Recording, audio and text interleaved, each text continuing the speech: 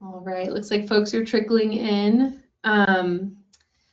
Hello, everyone. We'll just kind of get started with some housekeeping and introductions and that sort of thing while folks find their way to the webinar. My name is Maeve McHugh. I'm the Colorado Municipal League's Municipal Research Analyst. We're here today for our election series webinars. We'll be discussing the second topic in our series, nomination, petitions, and checking signatures. This series is co-hosted by the Colorado Municipal League, the Colorado Municipal Clerks Association, and the Colorado Intergovernmental Risk Sharing Agency, or CIRSA. Before we get started, I just want to do a little bit of housekeeping. To our elected officials who are registered, you'll receive 1 university training credit for attending today. For our clerks, you may apply for half credit with CMCA for each webinar attended by completing a webinar assessment with CMCA. So if you're seeking credit, you'll need to sign in to the learning portal at cmcaclerks.com and then click Take the Assessment.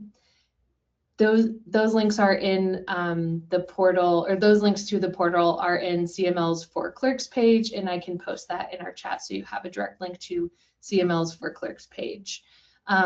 Also, please feel free to take a moment to familiarize yourself with this GoToWebinar format. You should see a control panel to the top right of your screen. We encourage you to ask any questions by typing them in the question box from that panel. Throughout today's session, please feel free to add your questions and we'll address them as they come.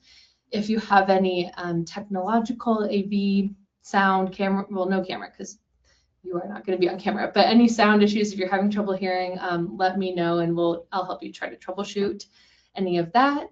And then finally, today's presentation is being recorded and we'll post the recording early next week on CML's website under the training materials section. There will also be a link to the recording from the For Clerks page. So hopefully you have that bookmarked.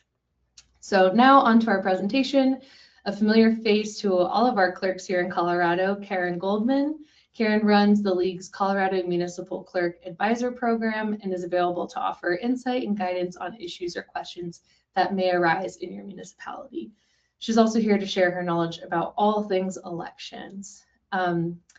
Karen, I will let you take it away and I will go backstage, help folks with their any sound they're having issues with, and advance your slides for you. Thank you, Maeve. And Maeve is, this was her inaugural assistance. I'm going to be relying on her today, and I appreciate her being here to help. So good afternoon. I hope everybody had a wonderful Thanksgiving. I cannot believe that it is 13 days until Christmas. That just seems impossible. But I hope everybody had a good time, and I hope you're you're ready for the holidays. And I'm also hoping that those of you who have your elections in April have either created your election calendar already or are pretty close to getting the calendars done. If time permits at the end of the session, and I'm willing to go a little over the hour that we have allotted, but if there's time permitting, if anybody has any questions that they want to ask about their calendar, I'm happy to entertain them. I do want to make one suggestion, however, because as I review calendars for clerks, this is what I'm finding, that it is important, I think, to make sure that in addition to the statutory deadlines for the actions that are required, that you also include in your calendar for your use any operational deadlines you may have. For example, if you're doing a mail ballot election, you know that mail ballots can be processed beginning 15 days before the day of the election. 15 days before the day of the election is also the deadline to appoint your election judges. And once you appoint them, there's a process. You have to send them a notice. They have to accept the appointment process. You have to issue a certificate. So you don't want to wait until the first day that you're going to check signatures to get that happening. So you may want to back that up and pick a date that's easier for you, and that will make sure that you have plenty of time to use the judges in your election. So that's what I mean by operational actions. So having said that, let's move on. Today we're going to talk about nomination petitions, the petition packets. We're going to be talking about the signatures on the petitions, and also what I want to talk about is term length and making sure that you understand who is going to be on your ballot in April and why. And you'll understand what I mean by that when we get to it toward the end. So Maeve, I'm going to ask you to go to the first slide. There we go. So a nomination petition is the primary way a citizen can get on the regular election ballot. It's not the only way, but it is the main way that people get act in order to get on the ballot. And in addition, it is the only way as citizens can get on a special vacancy or recall election ballot. I put that in the slide, but we're not going to be talking about vacancy elections or recall elections in today's presentation. The nomination petition is the one citizen petition that must be created by the municipal clerk. There are other citizen petitions that are out there, but you are under no obligation to create them. However, a nomination petition is the one that you actually have to create and make available. And that nomination petition contains very specific elements as prescribed by state statute. And as I always say, you're not going to be able to run your election until you become familiar with the law. In this case, it's Article 10 of Title 31 of the Colorado Revised Statutes. If you haven't read them, you have to. If you have read them, do it some more. Make sure you're familiar with all the provisions. So in a regular municipal election, the regular municipal election is the election by law at which the people are elected to your governing body. And in a regular municipal election, regardless of the type of election, and by that I mean whether you're doing a polling place or a mail ballot election, the nomination petition circulation timeframe is exactly the same. The first day to circulate a nomination petition is 91 days before the day of the election. And the last day, which is the filing day, is 71 days before the day of the election. Now, I've got that fourth bullet in there. We'll leave it in there, but I won't discuss it. And as you remember, for those of you who took the calendar webinar, when you create your calendar, election day is day 0. The day before the election is day 1. The day before that is day 2. And so basically you're working backwards from day 0 to figure out what the deadlines are. And likewise for the things that you have to do after the election is handled is again, election day is day 0. So the day after is day 1, the day after that is day 2, day 3, and so forth. So you need to remember that. And all days of the week, including weekends and holidays, need to be included in your count of all those days. So I'm going to pause. Any questions at this point? Yes, Karen, we have a question asking about if the slides for this will be shared, and I believe they will be shared on CML's website with the recording of this presentation. That is, yes, that is correct. That is correct. Yes. Okay. So if you'll go ahead then to the next slide, please, Maeve. Yes, we actually have one more question. I'm sorry. Okay. All right. Sure. We have, and I think you'll get to this, but just want to highlight that someone is asking about when can they pick up petitions and where's the best place to find their election date. Okay. All right. So for statutory towns, I'll answer the second part first. Statutory towns, by law, their election is held on the first Tuesday in April of even-numbered years. So the easiest way to do it is to go to the calendar a regular calendar, go to April of next year, find out what the first Tuesday is, and that's the date, and I believe it is April 7th. If you're looking for the statutory citation, it can be found in the Colorado Revised Statutes, and prior to the Election Code, which is Article 10 of Title 31, there's a whole series of statutes relative to the structure of organizations. So if you go, if you look at the Title 31, Article 1, maybe Article 2, you'll find an indication of what the election dates are. But for April, statutory towns elections, it is April of first Tuesday in April of even numbered years, unless you've asked the voters to change your election date, in which case I'm not sure why you would be here, but if you are, I'm glad you are. In terms of when should the nomination petitions be ready, I always suggest that you have them ready to go to be distributed from the moment you open your office on the 91st day before the election. So you want to make sure they're all prepared and ready to go with all the information and any instructions and any additional forms prior to the 91st day before the day of the election. And I also strongly encourage you not to let them go out prior to that date, because, you know, maybe you've got a board member who is going to be out of town, but he wants to run for office and he'd like to get his petition ahead of time. That was a situation that actually happened. And what happened was he got the signatures in advance of that 91st day, all of which had to be disqualified because it was outside the circulation time frame. So that's that. So if there's nothing else, let's move on to the next slide, please. Thanks, Karen. Mm-hmm. We have one more question. I'm so sorry. Oh, okay. All right. Someone is just asking about the article pertaining to nomination petitions. And I think they're referencing which statute. Now I'm not sure. Well, can you ask whoever sent that in? Will you please be more specific?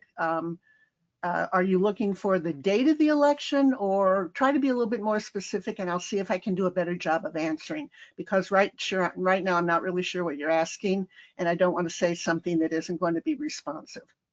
Okay. Oh, it looks like they found it. Okay. And so we will continue on. Thank you. Okay. All right. Now the next slide. Thank you.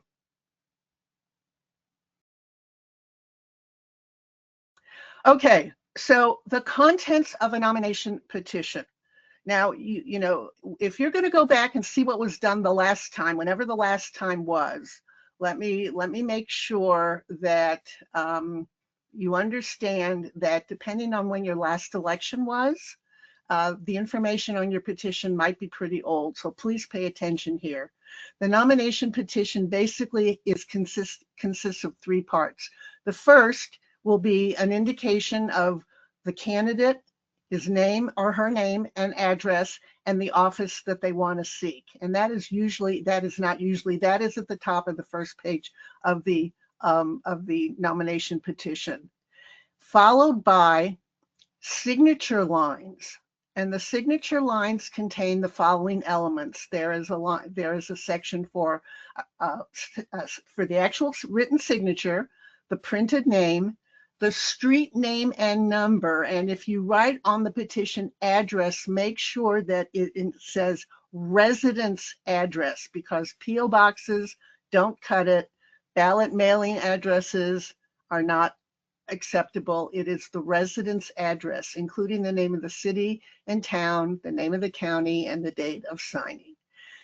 That's a lot of information for somebody to put on one single line. So a lot of what I've seen on nomination petitions is that each person who signs has to complete these elements on two lines, so that there is enough room, number one, where they can actually write, and also where you can actually read what they've written, because it's going to be your job to validate those signatures and make sure that people who sign the petition are eligible to sign.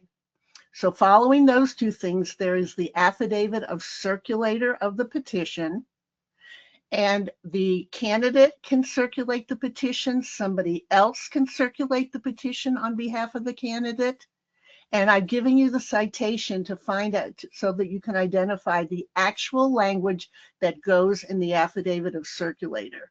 So you want to include everything that is shown in the statute and nothing in addition. And then the next part is the affidavit of acceptance of the nomination by the candidate. And I've also given you the citation about what that affidavit needs to include. And after the affidavit of circulator, or I'm sorry, after the acceptance of nomination, there's going to be a line where they can indicate how they want their name to appear on the ballot. They can use a nickname, they can use a shortened name. What they cannot use are credentials. They cannot say CMC, they cannot say doctor, they cannot say PhD, but they can use whatever name they want. If they have like a weird nickname, they can include that as well, like Fred Buzz Jones. That's perfectly fine. And that's how their name will appear on the ballot. Now, in this slide and all the other slides, I put notes in bold type in order to capture your attention. I want you to understand that your nomination petition does not require a warning to the signers of the petition. Those warnings are only for citizen petitions such as initiative, referendum, and recall, but not on a nomination petition. And if your petition has a section after the name and the address of the person who wants to run for office that deals with a vacancy committee, you have an extremely old nomination petition that you don't want to use because we got rid of that requirement pre-COVID. That's how long it's been out of there. Now, all of these elements that need to be added together to make one petition. So when you create your petition, you need to have all these elements, you staple it together, and they're not separate papers flying loosely around, but these are what is included in a nomination petition. I'll pause. Any questions?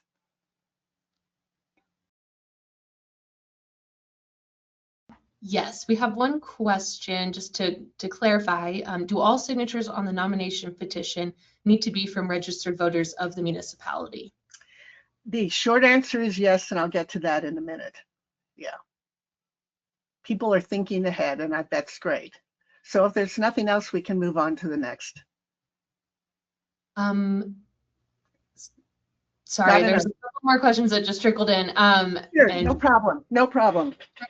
So someone asked, can you include a warning not to remove the staples? So you can, in addition to the nomination petition, and I think, would you go to the next slide, May, just because I know I talk about this somewhere. No, okay, we'll hold it here and let me talk about this. In addition to the petition itself, there is absolutely nothing wrong with including instructions. And the instructions for the circulator, whether it's the candidate or somebody on the candidate's behalf, could include things like, you know, sign in either blue or black ink. Make sure you fill in all the blanks.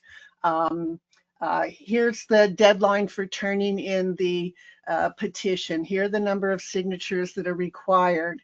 And this would be the place where you'd want to say, do not disassemble or take the petition apart. Because the idea is that the person circulating the petition has to be present when each person signs. And if it is taken apart, it calls into question why it was taken apart. And was the circulator really present? Because that's part of the affidavit, that it says that everybody signed in the presence of the circulator. So I would include that in your instructions. Do not staple the instructions to the nomination petition. It can be accompanied with the packet that you give to the candidate, or you could paperclip it, but do not staple that. Great. Other questions? Other questions? One more question is, If a candidate has more than one petition, does each petition need a separate affidavit? Yes, each petition, copies of the same petition are called petition sections. And if I remember when I worked in Lakewood, we required, it was 25 signatures was required to run for the office of mayor. And one of the mayoral candidates went out and gathered 400 signatures on, what would that be? How many? 4 times 100? I don't know. A lot of petition sections. Each one had all the elements that that were on the previous slide. So each one had to be separately have a signature of the, no, we don't want to go next. We want to go back, please. So each of the petition sections included all the signatures, the affidavit of circulator, and the acceptance of nomination. So for every petition section circulated, and it doesn't have to be one. I mean, you can put, you'll see, you don't need a whole lot of signatures on a statutory town petition. So if somebody wants to use their petition circulation as a way to get themselves out in the community, that's fine and well.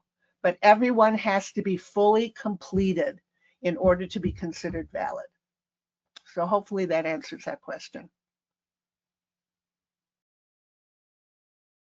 Great. All right, we're all caught up.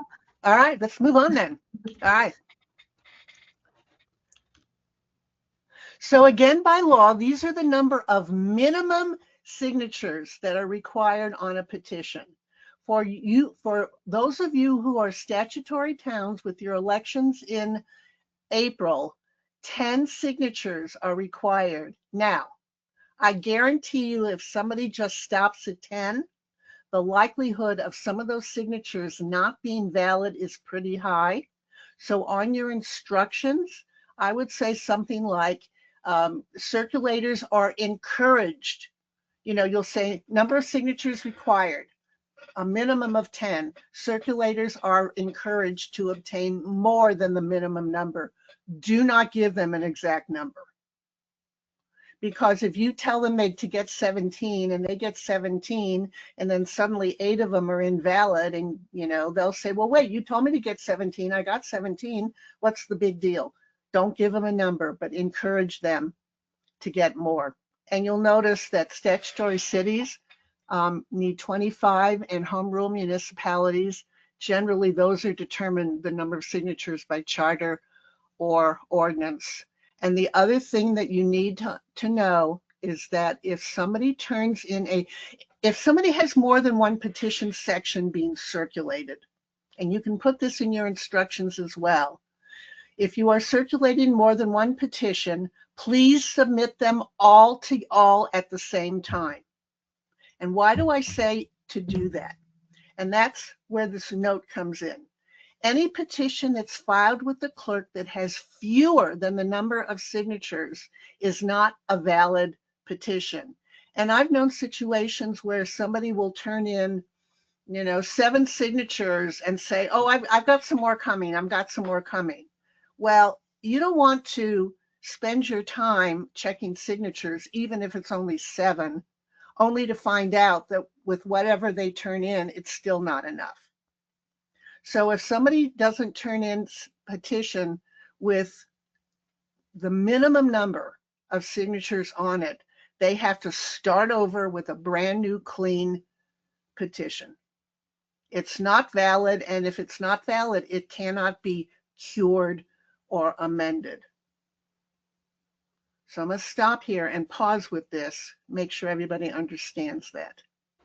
So when the petition comes in, the first thing I do is I date stamp it, and then I count the number of signatures that have been turned in.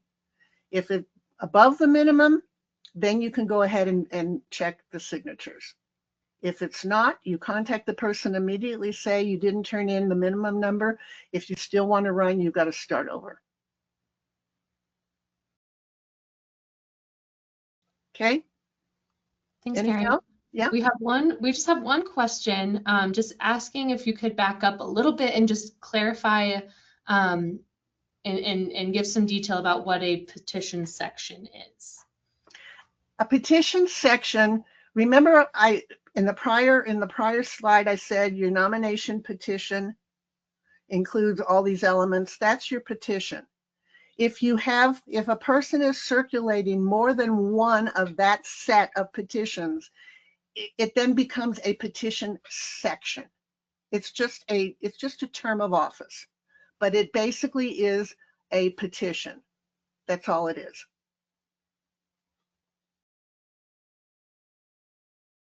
Great. Thanks, Karen. Okay. Another question is asking if the petition comes in at the last minute and the clerk has to check the signatures. If 8 signatures are valid, can the petitioner go and get 2 more signatures? And does this give them extra time? The answer is yes, and I think it's somewhere in the training here. So a nomination petition can be cured or it can be amended. Can we go to the next slide? Yes. And see if it's one more. Okay. All right, here we go. Here's the answer to your question. Perfect timing, whoever asked it.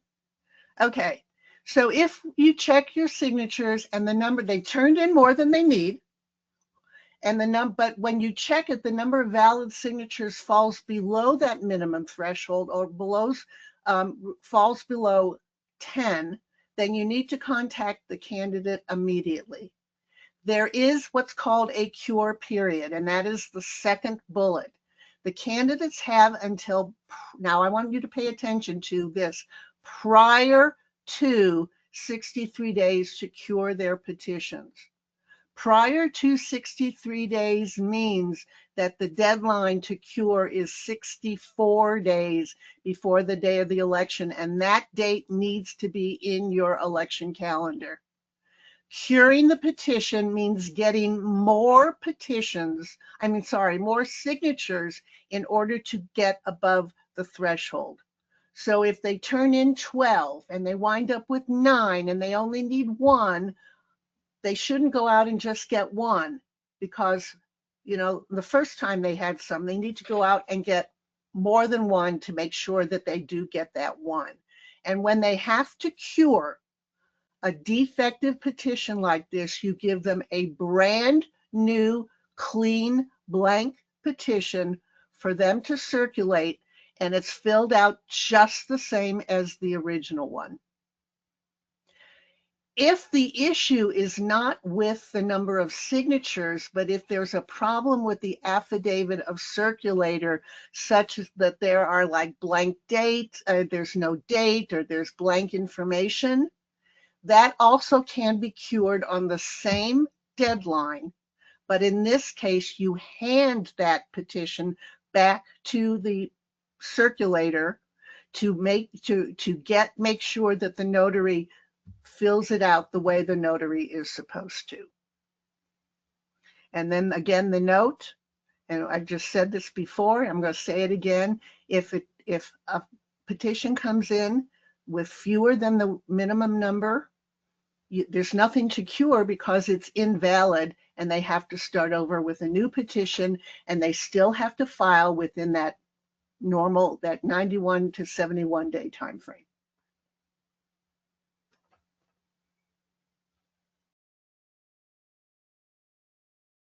So questions? Yes, a couple of questions. This one I think you might cover in the upcoming slides, but it asks if there's a checklist of what makes a signature valid. Yeah, I do cover that. So let's hold off until we get there. And I think you just answered this one. Does the cured petition have to have the minimum of 10 or 25 signatures when it's turned in? Yes. Yeah. Well, not the cured one, but the original one does. And then if you falls below the threshold, then you have to get enough signatures to bring it back above the minimum level. Great. Another question is, do you tell them which signatures you're not accepting or which signatures are not valid? You can. I mean, what you're going to do when you check signatures, what I like to do is I actually mark on the petition. If it's a valid signature, I put a check mark. If there's a problem with it, like the person's not registered, I might put a note that says NR in front of the line. If it's not, if the addresses don't match up, I put maybe WA for, wrong address. I mean, yeah. And you can tell people that they did not receive enough signatures. You don't have to go through a whole long list of who they are and why, but if they ask, you provide them with that information. So this is one where you would respond. Yeah. Great. And then the last, oh, never mind. There's 2 more questions. If the petition is invalid, should the clerks retain it or destroy it? No, keep it. Great. And then, are all parts of the nomination petition considered open records, or do you have to redact the signatures? No redactions are required. Great. And it is a public record. Great. All right, Okay. We're all caught up. All right, so let's move on to the next slide.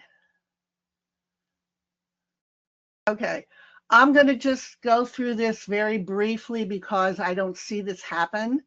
But there is an ability to object to a nomination, and the objection likely would be that somebody isn't eligible to run for office, maybe because they're not really a resident, or they haven't, met the requirements of age limit, or they haven't lived within the municipality for 12 months prior to the day of the election or whatever.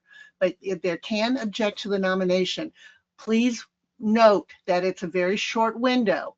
The objection to the nomination has to be in writing, and it's got to be made within 3 days after the petition is filed. I can tell you that there have been a couple of circumstances where people have said, clerks have contacted me, and they're ready to have the election. The ballots have been printed, and somebody's objecting to X's name on the ballot. Well, too little, too late, I'm sorry.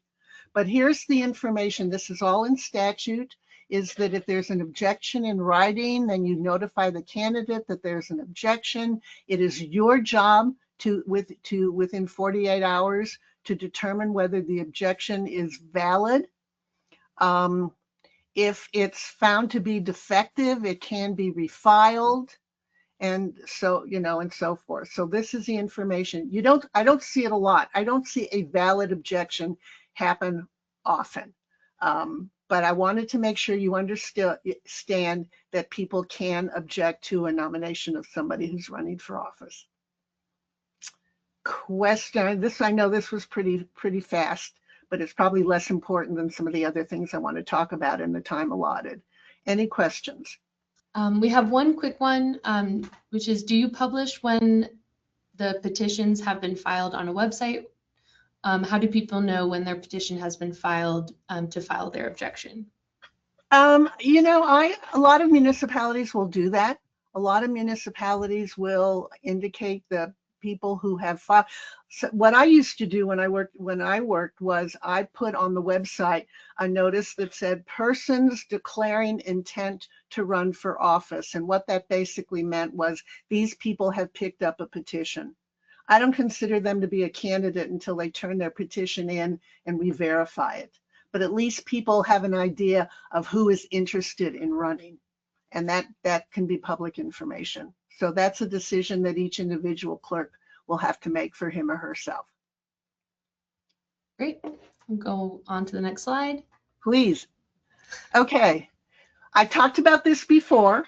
Packets may include any or all of the following: the instructions. Also, when we talked about calendars, we talked about having an office calendar of everything that you need to know and the deadlines by which you need to do something, and also something for the candidates would include those the packet circulation timeframes.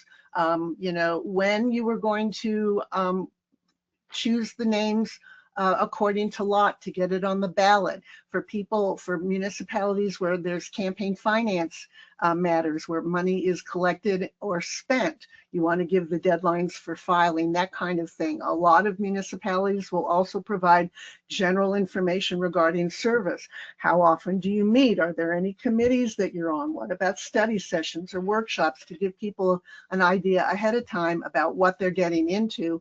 And then a lot of municipalities also include the Fair Campaign Practices Act forms, FCPA forms, with instructions on how to file them. But anything you include that's in addition to the package should not be stapled to the nomination petition. You can put them all in a big envelope and hand the envelope to the person. So this is up to you, but I always think the more information you can provide to people, the better off they are, and then they have an understanding, should they get elected, how professional you are in the job that you do, and it might make the transition a lot smoother. So Great. We just have a couple questions on this, and I can kind of roll them into one. So where should clerks advertise that the petitions can be picked up? And with that, can you post blank petitions on your municipal website for candidates to print themselves? The answer to the second question is yes, and there are some municipalities that will make them available, but make sure you don't do it prior to the circulation timeframe starting. Make sure that they're not available for printing earlier than 91 days before the day of the election. And then I forgot the first question already. I'm sorry. No worries. I thought I could package them together. This person asks, where do clerks have to advertise that the petitions? Yeah, well, first of all, you don't have to advertise. You can if you want to, and a lot of municipalities, when they do that, because they have trouble getting people to run for office, quite frankly. So they'll do it in their newspaper, they'll do it on their website, some put it in with their water bills. I mean, any way you can, you know, you would identify what positions are going to be on the ballot, you know, when the petitions can be picked up, you know, those kinds of things. So yeah, anything you can do to get the word out would be great. Great. And one last question here is, what if we don't get enough people to run for an election? Okay, we'll talk about that in a little bit when we come to canceling. Yeah, we talk about that when we talk about canceling the election, but I will talk about it later on. And if I don't, remind me, please. Okay. Great. Okay. The whole thing here is to make sure that you have an understanding of what to do before that 91st day, before the day of the election, which will be in early January. Okay, so this was asked earlier about what do you check? What do you check? How do you know a signature is valid? And here's the things you want to do when you check signatures. First of all, you want to check individual signatures. You know, there are other ways to validate signatures, but because you have so few that you need to choose, it is much better if you go line by line, signature by signature. And here's what you want to look for. First of all, that the name and address on the petition match the name and address on the voter registration list. Now, having said that, let me tell you exactly what that means. I have a middle name. I am registered with my middle name. I never use my middle name in any of my correspondence. I don't use my middle initial. The only time I use my full first, middle, and last name is twofold: on my tax return and on my ballot, my return envelope. So if I were to sign a petition without my middle name and you compared it to my name in the voter registration list, which had my middle name, you would not exclude me because I neglected to put my middle name. Likewise, if I were known by everybody, I have a nickname, which I don't need to talk about, but I do have a nickname. And if I were to have everybody call me by that nickname, and that's how I signed it, if you could match my address on the petition to the address in the voter list, you would not disqualify me because I put down my nickname. The important thing is that the addresses match. What happens is people move and they change everything that they need to change except their voter registration record. So their voter registration record still has their old address. You've signed with the new address. Even though you might be the only person with your name, we still don't know for sure if it's you because your address is different. So if the addresses don't match, it's not a valid signature. If the names don't exactly match, but the addresses do, or you can determine that it's the same person, then it's a valid signature. The other thing you need to look for is that when was the person registered? On your voter list, you're going to get 2 dates. If you get your list from the county, you're going to get a voter registration date and effective date. The effective date is the date that the last change was made. Now, we don't know what that change is. It could be a party change, it might be a name change, it might be an address change. But the important thing is that the person needs to be registered before they sign. And sometimes if there's like a 1 or 2 day difference, in other words, they sign on the 4th and the list somehow doesn't show it till the 6th or the 7th, it's probably because when the county clerks, when you submit your voter registration through either online or on a piece of paper or something like that, the people at the county clerk's office don't immediately enter it into the database, and it has to be entered into the database. They might batch it and wait a day or two. So if there's a 1 or 2 day discrepancy, it might not be an issue, but if there's, if they're clearly not registered, or they signed on the 8th or the 4th and the registration doesn't show up for 3 more weeks, it's not a valid signature. All portions of the signature line were completed. Well, that's what the law says. However, there are situations where if they don't put an apartment number, or they neglect the county or something like that, if you can determine that the name and the address on the petition matches, even though they've left out the county or they've left out an apartment number, if you can determine that the signatures match, you count them as valid signatures. The idea is you err on the side of the voter. The person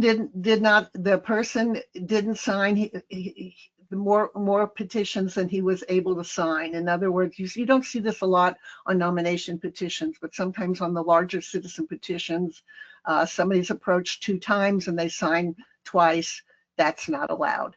But the last thing is that the person signed for him or herself and didn't sign for another person. So you can tell by what the handwriting looks like, or the printed name, or the way they write their address or something like that. It's pretty easy to tell when a person signs his or her name and then somebody else's. So these are the kinds of things you watch for when you're checking signatures. One slide, and then we can talk about signature checking. So can I get the next slide? Because on the next slide, we're talking about things to don't do. And I've already talked about these. So don't disqualify a signature because a nickname or a shortened name was used, or they left out their middle name, which was the second bulletin. And don't disqualify because somebody else filled in a portion of the signature line. So if somebody can fill in the county or the apartment number, that is not a disqualifying issue. Ideally, they should initial if they're doing that, but if they don't, I'm not sure the courts would disallow the signature. The last one is really important because some of you work in communities that are very, very small, where you know everybody and their business, and they know you and your business. So don't disqualify a signature because of something you know or think you know. Verify, verify, verify. And if the verification supports what you know, that's great, but just don't go on what you know or what you think you know, because that is not a good idea. So, questions about signatures? So, Karen, we had a couple of questions, and you just reiterated this, but clarifying how to go about a signature or a petition entry that is done with someone's nickname, or a first name that is not their legal first name. And so just making sure that those are valid.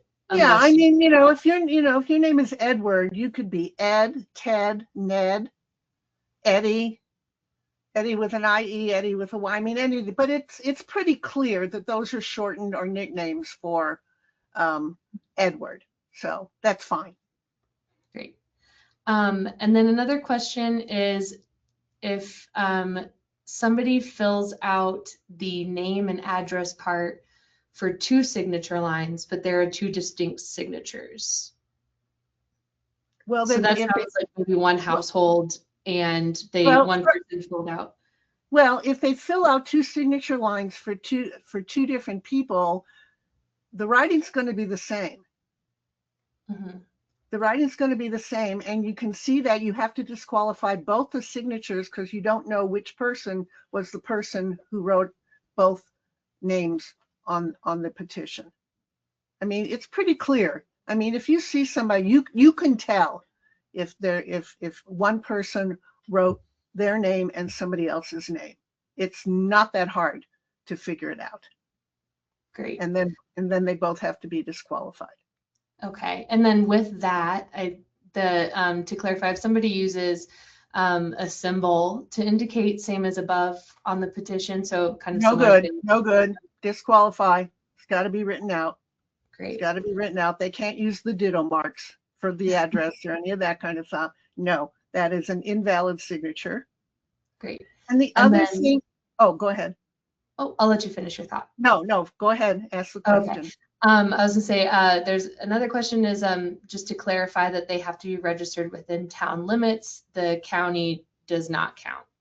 Absolutely. In order to vote in a municipal election, you have to be a resident of the municipality and register to vote in the municipality. Business owners who own a business in a municipality but don't live in the municipality, they can't vote, and therefore they can't sign the petition. Great. And then to clarify, folks, if there are multiple people running for office, individuals can sign more than one petition, but they can't sign one petition twice. Correct. So if you, I mean, all your people are you got your mayor is a separate race from your board of trustees. If you got 4 positions, trustee positions on the ballot, people can sign up to 4 petitions. If there's only 2 people running who circulating petitions, they sign the 2. But the point is that you can sign as many petitions as there are petitions to be voted on. One thing I want to go back to signature is that if you've ever worked in a mail ballot election and you sign that return envelope with your signature the way you write your name, when those ballots are returned, that signature is compared against the signature in the DEO, designated election official database. When you are checking petitions, nomination petitions, you are not looking at the way people sign their name. You're just looking at the name and the address to see if you have a match. It is illegal to use the way a person signs his or her name in order to qualify a signature on a nomination petition. Okay. Great. And there's a clarifying question as well, and I think you kind of answered that as well, is that even if there's 2 people in one household and one person filled out all the name, address, and left it for the other person to sign their name, that should not be counted, just because it is not the clerk's responsibility to verify these signatures. If you can reasonably. No. Okay. If you and your spouse or your partner both want to sign a petition, you each have the opportunity to do that. The number of people in a household is irrelevant. What cannot be done is that you sign your name and that also of your spouse and your partner. That is what is illegal. If you've got 7 people in a household that are eligible to vote and are registered, and they all want to sign a nomination petition, as long as each individual does that, no problem. Great. And I believe we are all caught up. Okay, so let's move on. Okay, some communities have what are called part-time residents. They live in the community for part of the year. They live somewhere else in another part of the year. Maybe if they live in a mountain community or a place, they'll go someplace warm. So how do you deal with that? Well, State law does not really account for what they call part-time residences, but they do account for what is residency.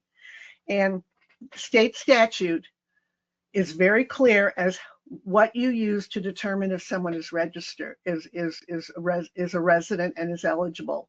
And the first question is, where are they registered to vote? If they are registered to vote in your community, they can sign the petition and they can vote there. And then you go through state statute, which gives a lot of other tests for how you determine residency. And I'm not going to go through it here because I give you the citation. You can look it up yourself. And if you have any questions, it's a legal question. I'm not qualified to answer legal questions, so make sure you contact your municipal attorney. So unless there's anything about this, let's move on.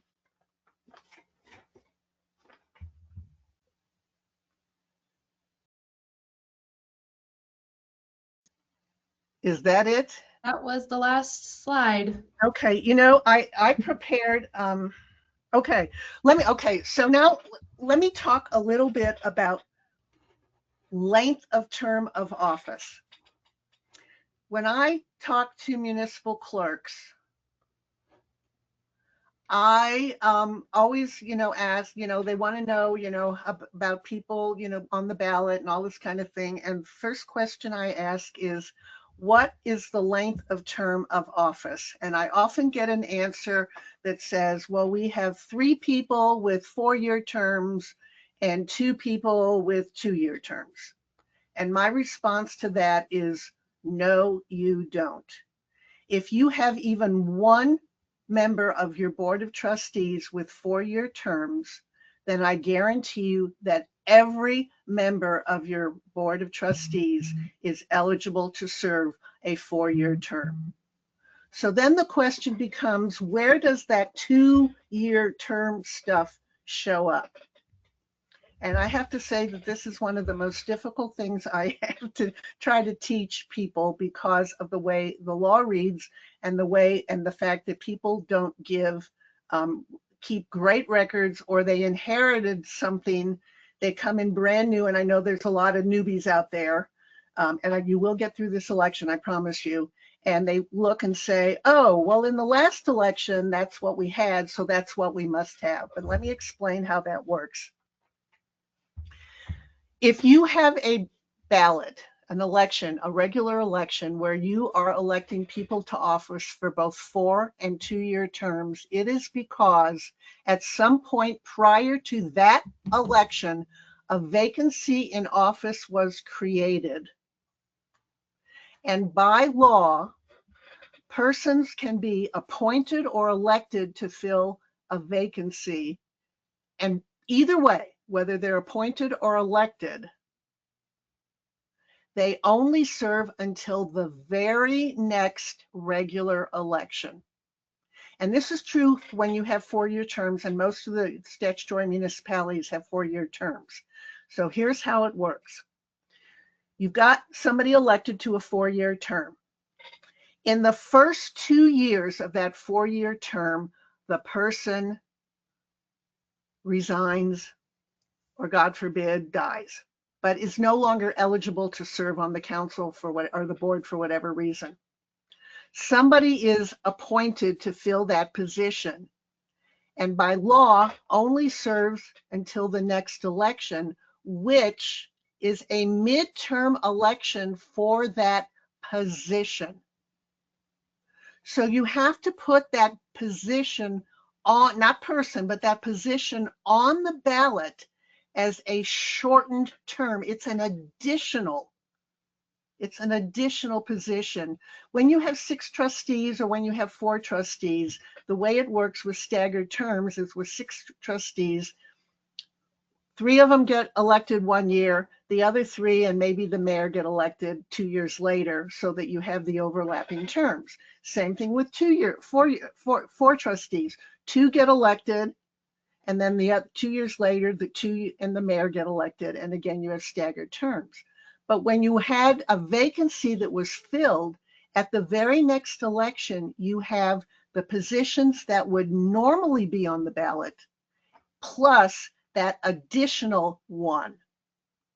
So what happens is you have to hold the election, and then the people, and let's say you have 5 candidates, and the people who are on the ballot get voted on, and you have the 3 highest vote getters get the full 4-year terms, and the next highest vote getter gets to fill out the remainder of the term that was vacated. Once that is done, at the very next election, it all goes back to 4 years unless the vacancies occur. Now, if the vacancy occurs in the last 2 years of a 4-year term, and the person appointed serves until the next election, that would be the election where that position would normally be on the ballot. So when you're looking to see who's, what positions are going to be on the ballot, you've got to make that determination. And if you've got, let's set aside your mayor, because your mayor is a separate vote right now. But if you've got 6 trustees, then for sure you're going to have 3 on your ballot, and you might have more. What makes this so difficult is that people do not keep good records.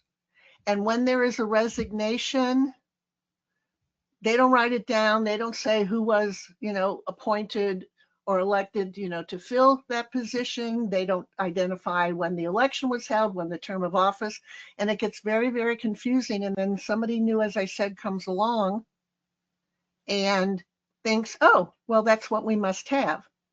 And that 2- and 4-year thing perpetuates itself election after election after election.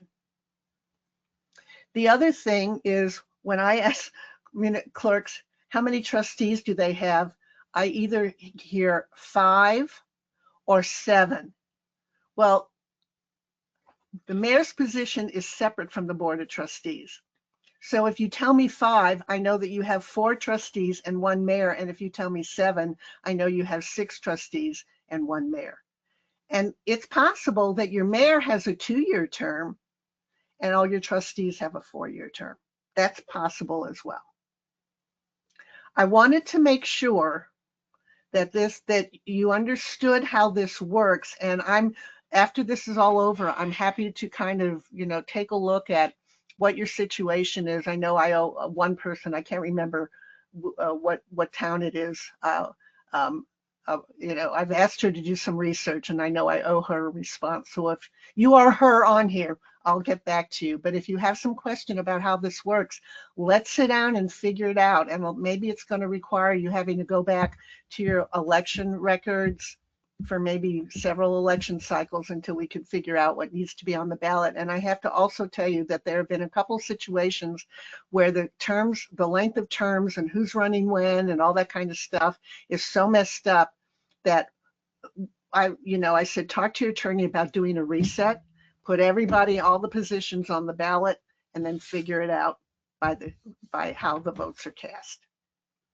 So we're getting close to the end, but I'm willing to stay a little bit longer to answer questions about this, because I felt that this is really, really important to pay attention to. So are there any questions about this?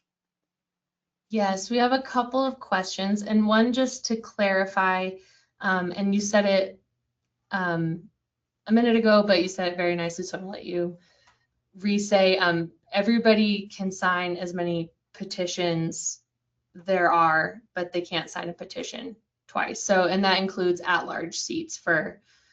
Well, that's all you have is at-large seats. Statutory towns only have at-large seats. So if you've got 5, if you have 5 positions on the ballot, which means you have 3 for 4-year and 2 for a shortened term, you can sign up to 5 petitions.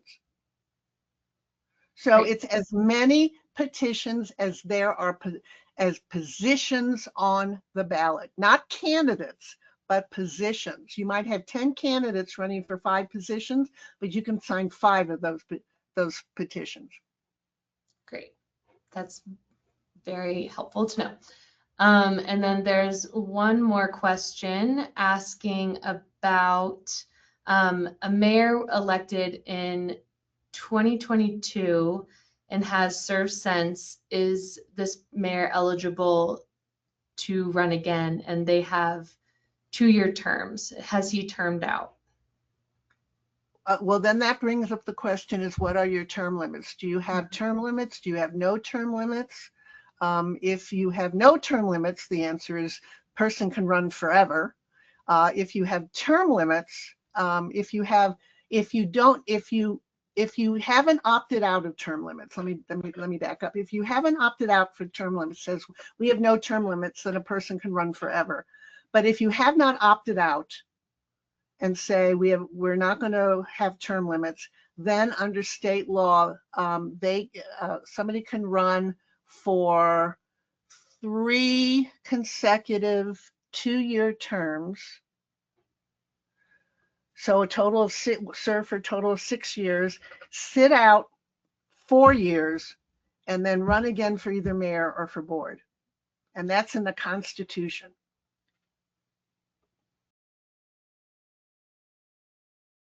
So elected in 2022, then reelected in 2024, then apparently can run in 2026, but that would be it. Unless you have no term limits whatsoever. And the only way you would have no term limits is if the voters said that was okay. Great. And then another question, and I think we'll have this be our last question. And if we have any other questions, you can reach out to Karen or someone at CML to help, just because some of these are kind of specific to your community. But one is if someone I'm happy to answer those questions if I can also. So, but anyway, go ahead, Maeve. Say if someone signs more than one mayor or one petition for mayor, which signature do you count? The one that signed the earliest, not the one that's turned in first, but the signature that is the earliest. So if somebody signs one on the 4th, one on the 6th, but then the one that was signed on the 6th comes in first, it doesn't matter. It's the first one that is valid. Awesome. And that's also in state law. Perfect.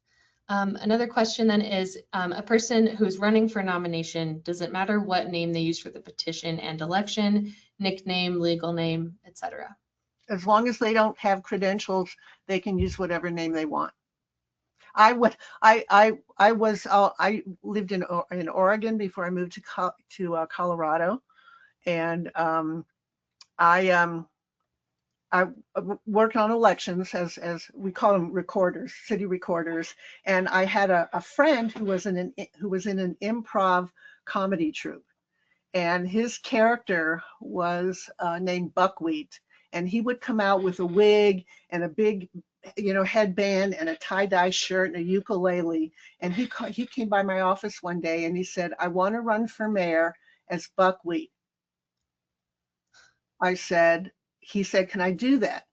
So I said, "Are you registered?" "Yes." "Do you live here?" "Yes." I said, "If you are willing to follow all the election requirements, deadlines, rules, and everything, yes, you can run as Buckwheat."